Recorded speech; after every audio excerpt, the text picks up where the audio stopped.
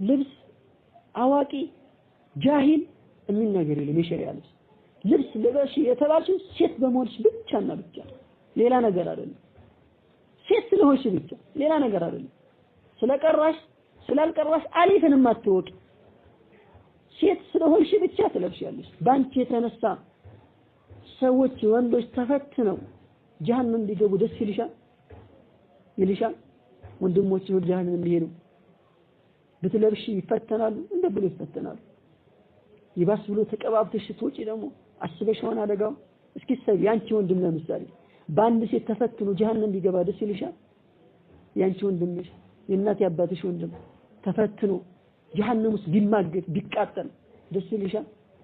ሌሎች ወንድሞች ይሻራሉ አያሳዘኑሽም ባንቺ የተነሳ ሰዎች ወንጀል ሲወርቁ ባንቺ የተነሳ ህይወታቸው ሲዘበራረቅ ስንት ሰው ነው በሴት የተነሳ የተዘበራረቀው ለምን ታየ በቃ አየ መንገድ ላይ እንደብሎ አይኑን ጨፍኖ ሄደ ተገላለጠች ራሷን አሳየችው ከዛ ላይ ብዙ ነገሮችን ያደርጋሉ ስለዚህ መጀመሪያ አላህን እንፍራ ሙስሊም አንቺን የሰጠሽ ሰውነት እኮ ነገው መልቂያማ እኮ ይጠይቅሻል እጅሽ ይጠየቃል አይንሽ ይጠየቃል ፊትሽ ይጠየቃል እግርሽ ሁለመናችን እኮ መልቂያማ እኮ ያናገራሉ እኮ እጃችን እኮ የሚያናገርበት ሰዓት አለ ከእጃችን ከፊታችን አሁን ተደብቀን ምን ሰራለ ወንጀል ምን የለም እጃችን የው መልቂያማ አላህ እንደ ምስክርነት አስቀምጧቸዋል ሰውነታችን አጠቃላይ መልቂያማ ይመሰክራል ስለዚህ አንቺ ነገ አላህ ዘንድ ጥያቄው ከሚበዛብን በተለርሺ አላህ ዘንድ ጀነት አለልሽ ዱንያሽንም አላህ ቃል ገብቶልሻል ومن يتق الله يجعل له مخرجا الله የሚፈራ ዱንያውንም አኺራውን መውጫ ቀዳዳ በዝግለታለሁ ብለን አላህ ያንን የምናደርግ ከሆነ ስኬታማ እንሆናለን ያንን ክፍተቶች የማንዘጋ ከሆነ መጀመሪያ የምንጎዳውኛ